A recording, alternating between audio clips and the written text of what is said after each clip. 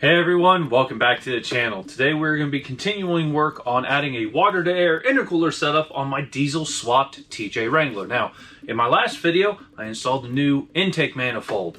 Since that video, I've gotten more parts in. I still don't have everything yet, but we do have all the piping and the 2-barrel 4x6 water to air intercoolers.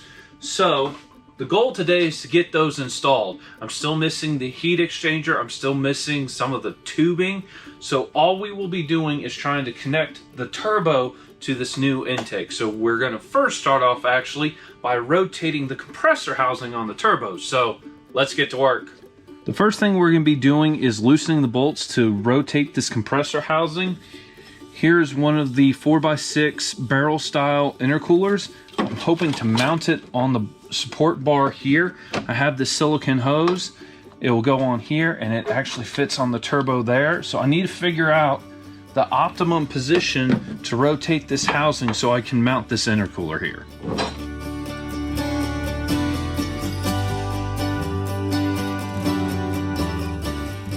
Rotating this housing ended up working way better than I was expecting. I was a little bit worried about how the angle was going to be to this bar here, which is where I'm going to be mounting this intercooler.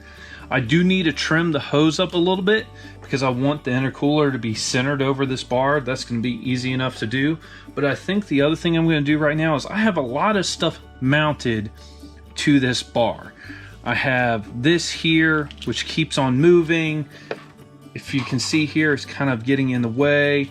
I've done some weirdness here, so I think I'm gonna loosen this bar and try to get this out of the way, this wiring harness here out of the way. I like this still, and I can route this underneath here and just put a little bracket here to hold this, and that way my power steering, which is also my brakes, won't be rubbing. And I really like that, but I have enough pipe to do it. So yeah, let's get back to work.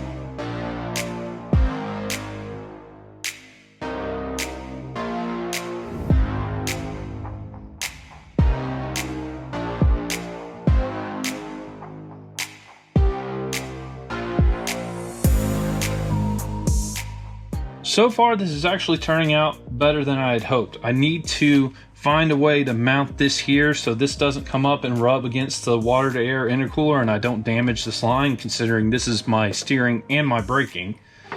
And I realize my wiring is atrocious and I'm gonna figure out a way to clean up the wiring.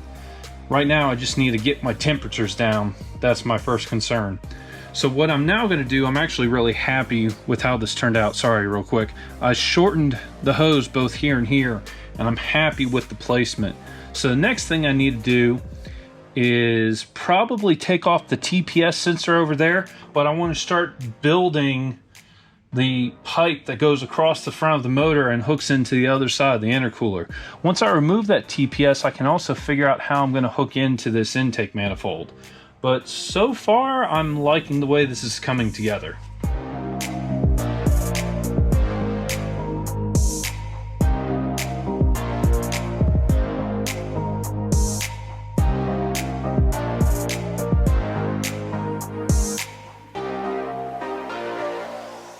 All right, everyone, I'm calling a little bit of an audible here. As I said in the beginning of this video, I am waiting on parts right now.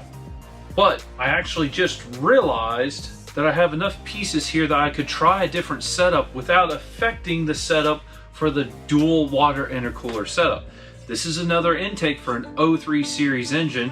Actually already has a port here, which is an MBT port. This is a barbed fitting that I have laying around, which will be perfect for the AW4 map sensor.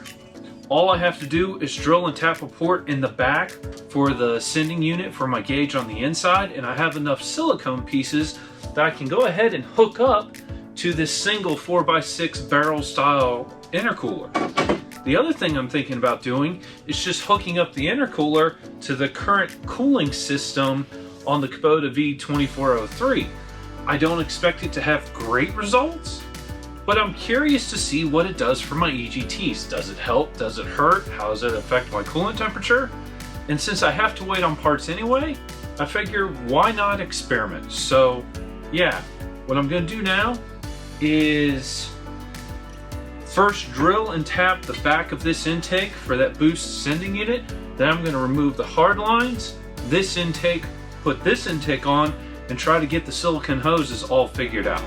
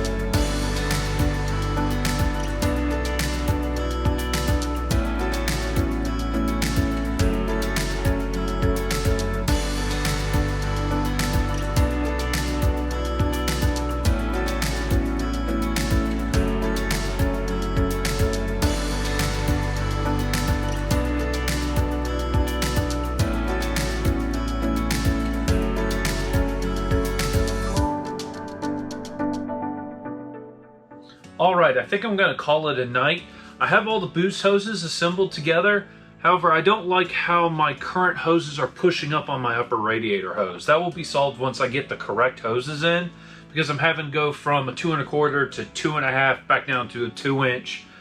And I thought I had enough room to make it work, but it's just not giving me the clearance that I'm comfortable with. I'm also still considering how I'm going to run the coolant to my water-to-air intercooler. I would really like to try using the water pump on my Kubota V2403 because I think a single cooling system would just be a simpler system to maintain, excuse me. However, I'm still really considering putting the heat exchanger in the front grille. That way, I first cool off the coolant in the heat exchanger before it sees the intercooler, and that might make everything more efficient. But again, if that doesn't work, I already have an electric water pump and all the other pieces necessary to make 2 separate cooling systems on this engine. But anyway, that's all I have. So it's YouTube. You know what to do. Tread lightly and take out more than you bring. I'll see you soon.